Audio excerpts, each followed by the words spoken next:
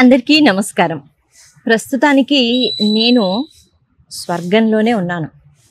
ఎందుకంటారా, స్వర్గలోకంలో మనకి చెప్తారు కదా, ఎంతోమంది దేవతలు అక్కడ ఉంటారు అని. అలాగే ఈ ప్రదేశంలో ఎంతోమంది దేవతలు కొలువై ఉన్నారు. ఒకప్పుడు 7 టెంపుల్స్ అని అనేవారు. ఇప్పుడు 7 మాత్రమే కాదు, అంటే 7 మాత్రమే కాదు, అంతకన్నా ఎక్కువగా ఇక్కడ ఈ అంటే ఉప ఆలయాలు అన్నవి కనిపిస్తాయి. అలాగే దేవతా స్వరూపాలు మనకి కనిపిస్తాయి. ప్రస్తుతానికి నేను సనత్ నగర్లో ఉన్న ఆంజనేయ స్వామి అంటే హనుమాన్ టెంపుల్ ఇక్కడ ఉన్నాను. ఇక్కడ మనం అంటే ఇదివరకు చెప్పినట్టు 7 టెంపుల్స్ అని అంటూ ఉండేవారు. ఇప్పుడు అంతకన్నా ఎక్కువగా దేవతా స్వరూపాలు మనకి కనిపిస్తాయి. ముందుగా శ్రీకృష్ణ పరమాత్మ మనకి దర్శనం ఇచ్చారు, చక్కగా మురళి వాయిస్తూ. అలా మనం ప్రశాంతంగా ఉన్న ఈ వాతావరణాన్ని అలా చూసినట్లయితే ఇక్కడ ఇది ధుని అన్న వెంటనే సాయిబాబా మనకి గుర్తుకొస్తారు.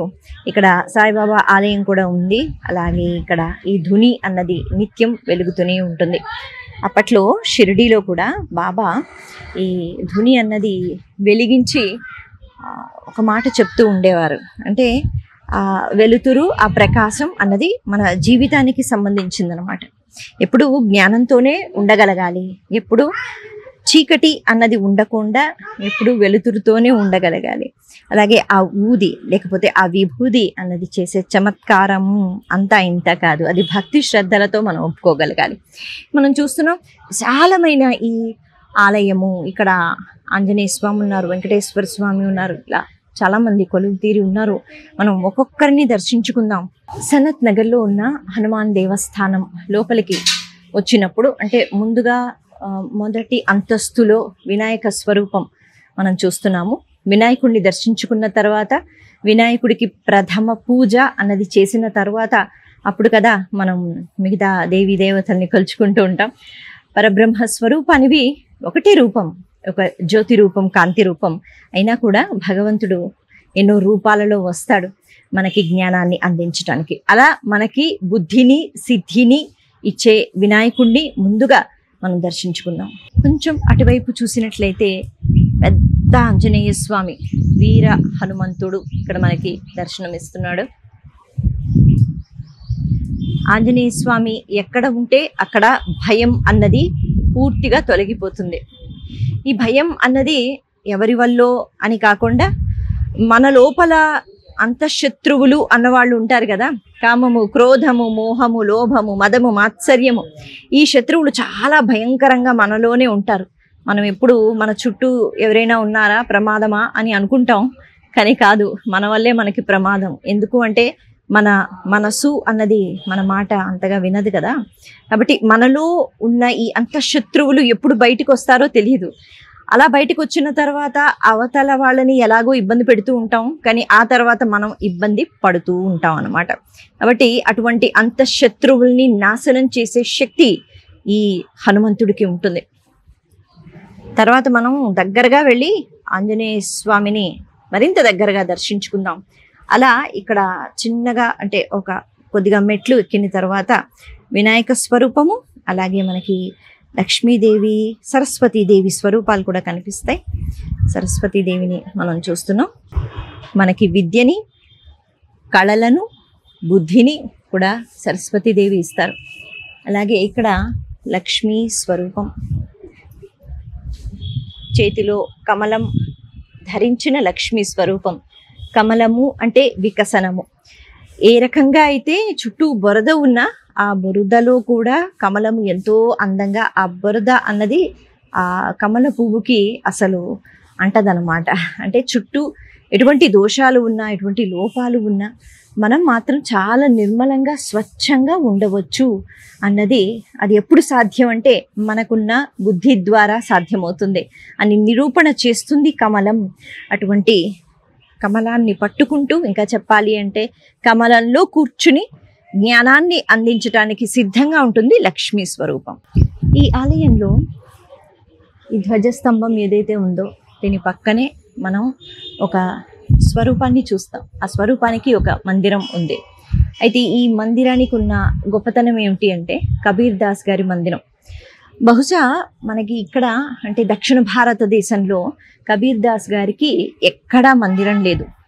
ఉత్తర భారతదేశం విషయానికి వస్తే నాకు అంతగా తెలియదు, కానీ లేదని చెప్పుకోవాలి. అంటే కబీర్ దాస్ గారి యొక్క గొప్పతనం ఏంటి అంటే ఇది మనం ఎంతసేపు చెప్పుకున్నా తక్కువే, కాకపోతే కొద్దిగా మనం చెప్పుకోవాలి. ఎందుకు అంటే భగవంతునికి సంబంధించి ఒక జాతి అని ఒక మతం అని ఎటువంటి అంటే ఆలోచన ఉండదు. భగవంతునికి భక్తి మాత్రమే కావాలి. కబీర్ దాస్ గారి యొక్క జననము అలాగే అంటే ఆ జీవిత చరిత్ర చెప్పుకుంటే చాలా అంటే ఎంతో సమయం మనకి అంటే సరిపోదన్నమాట ఎంత చెప్పుకున్నా.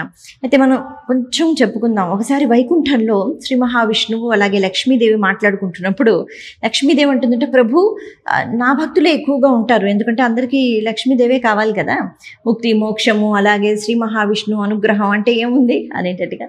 అప్పుడు విష్ణువు అంటారు, లేదు లేదు, నేనంటే చాలా ప్రేమ చూపించిన వాళ్ళు చాలా మంది ఉన్నారు, ఒక్కసారి అటు చూడు అని కాశీనగరం వైపు చూపిస్తారు. అక్కడ రామానంద గురువు అని చెప్పుకోవచ్చు. రామానంద స్వామి ఆయన చాలా అంటే రామనామాన్ని అలాగే శివుడిని అలాగే అంటే దైవ భక్తుడు అనమాట.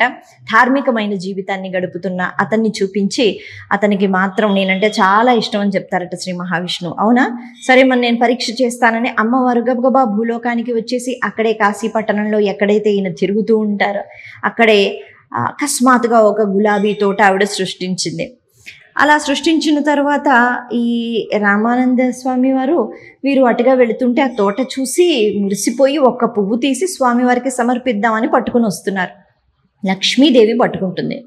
అదేంటది, ఇది మా తోట కదా, అలా దొంగతనం చెయ్యవచ్చా, నచ్చినట్టు కోసుకుని వెళ్ళిపోవచ్చా అని నానా మాటలు అంటుంటే, అయ్యో తల్లి, ఇదేమి నేను అమ్మడానికో దేనికో తీసుకుని వెళ్ళట్లేదు, స్వామికి సమర్పించడానికి తీసుకుని వెళుతున్నాను. సరే నీకు అంతగా ఇబ్బంది అయితే వద్దులే, మరి ఈ తోట నీదే కదా అని చెప్పి ఆ పువ్వు అన్నది చేతిలో పెట్టేసి ఆయన వెళ్ళిపోయారట. అయితే ఇప్పుడు ఈవిడ ఈ పువ్వు పట్టుకుని వైకుంఠానికి వెళ్ళారు. వైకుంఠానికి వెళ్ళిన తర్వాత అక్కడ ఆవిడ చెప్తున్నారు, స్వామి చూసారా మరి ఎలా దొంగతనానికి పాల్పడ్డాడో మీ భక్తుడు అంటే. అయ్యవారు నవ్వుతూ చెప్తారు, దొంగతనం ఏమిటి, అసలు ఆయనకున్న భక్తి వల్ల ఎక్కడో భూలోకంలో అలా ఎక్కడో పువ్వు ఉంటే ఆయన పట్టుకున్న పువ్వుని నీకు ఇచ్చారు, నువ్వు తెచ్చి ఇప్పుడు నా పాదాల దగ్గర పెట్టావు అంటే నా భక్తుని యొక్క భక్తి ఎంతో చూసావా, ఆయన సమర్పిద్దాం అనుకున్నాడు, నేరుగా వైకుంఠానికే వచ్చి నీ ద్వారానే ఈ సమర్పణ అన్నది చేయించాడు అన్న వెంటనే నిజమే కదా అని అమ్మవారు ఆశ్చర్యపోయారట. ఇంతేనా కాదు, ఇంకొక అద్భుతమైన విషయం కూడా ఉంటుంది.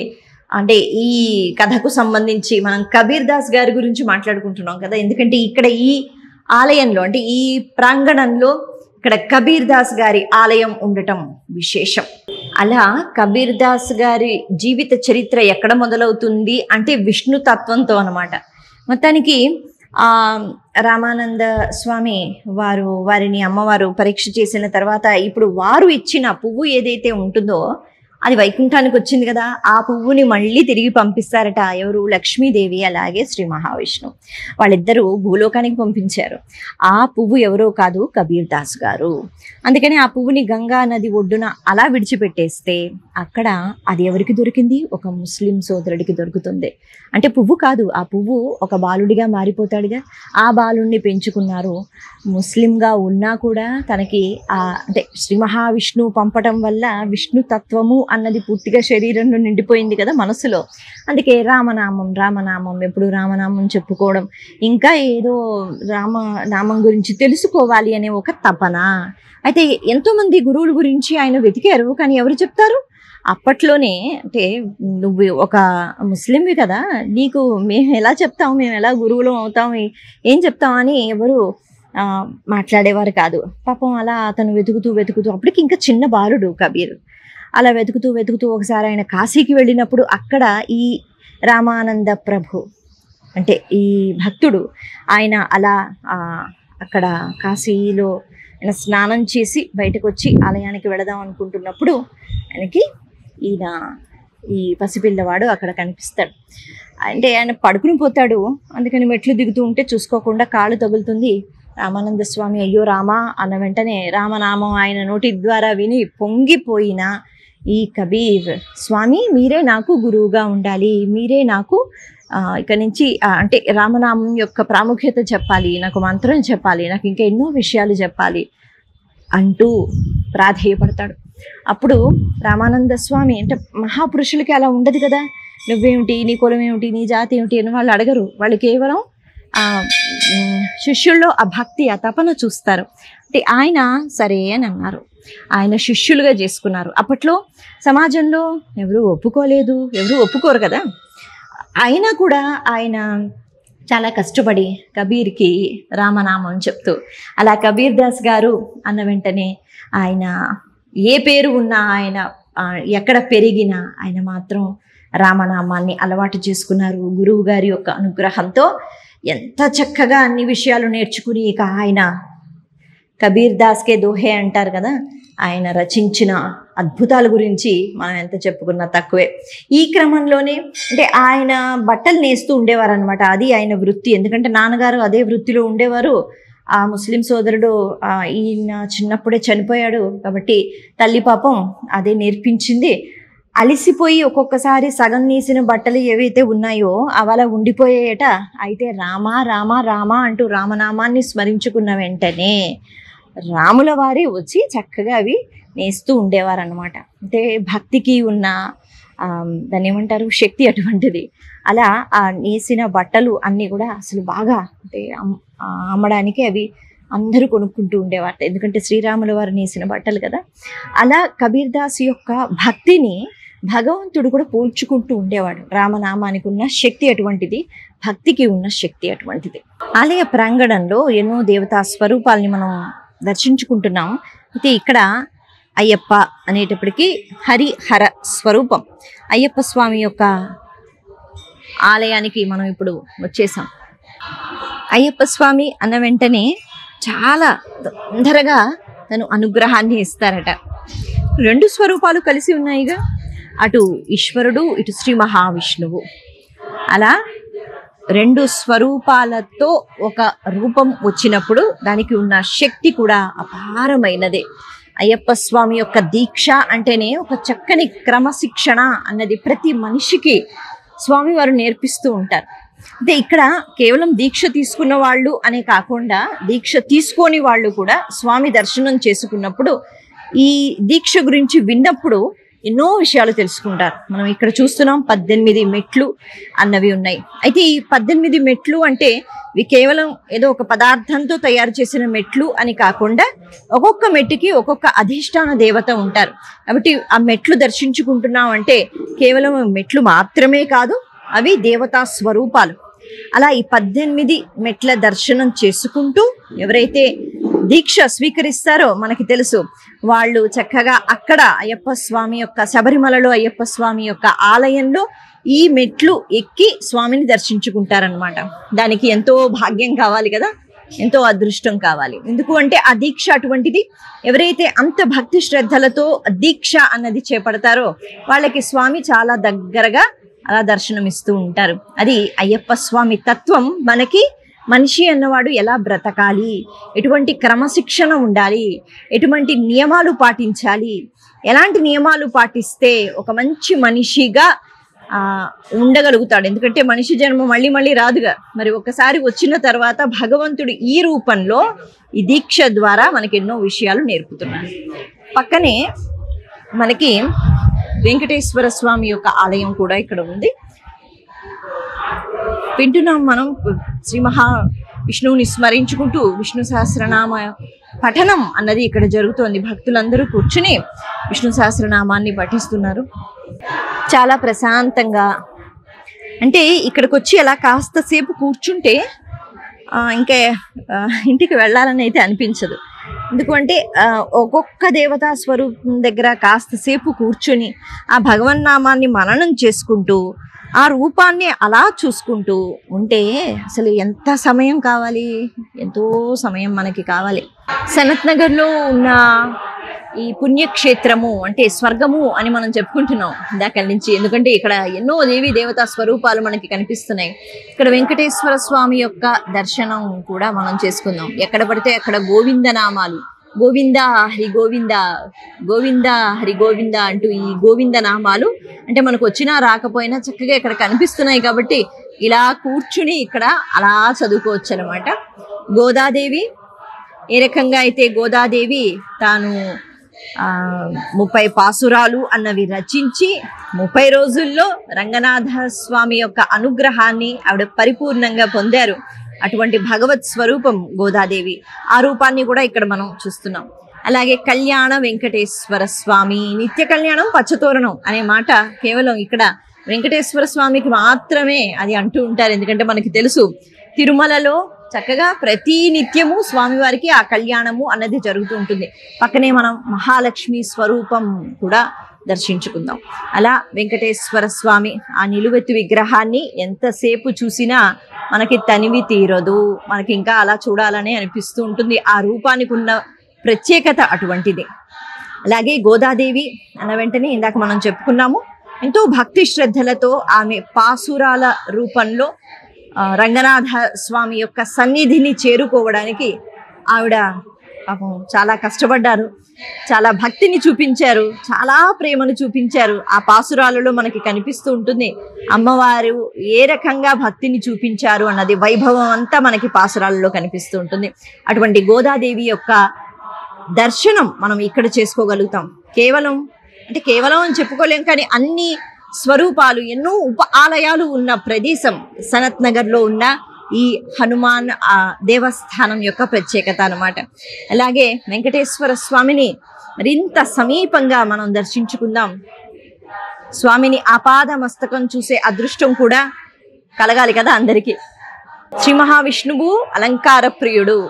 ఎందుకు అలంకార ప్రియుడు అంటే ఆయనకేదో ఆనందం అని కాదు, అలా అంత చక్కగా అలంకరణ చేసిన తర్వాత అది మనం చూసిన తర్వాత ఆ స్వరూపం, ఆ మంగళత్వంతో కూడుకున్న స్వరూపం నిజంగా మనకి ఎంతో శుభాన్ని ఇస్తుంది అన్నది ఆలోచించాలి. ఒక పువ్వు పెట్టినా లేకపోతే అయ్యవారికి చక్కగా ఒక పట్టు వస్త్రం కట్టి మనం భక్తి శ్రద్ధలతో పూజ చేస్తే కలిగిన ఆనందం అంతా ఇంత కాదు.